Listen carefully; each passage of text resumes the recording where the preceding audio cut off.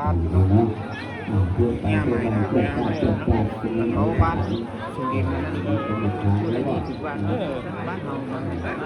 ไปเรียนตามร้อยเจ้าคนเมียบ้านเราเป็นงานเป็นเขาไปหาว่าเขาจะต้องจะเป็นยึดผ่านได้ตึงเข้าอยู่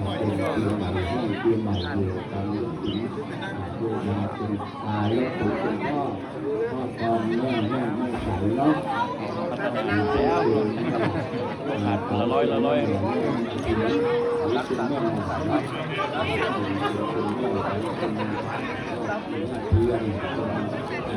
เรียบยับ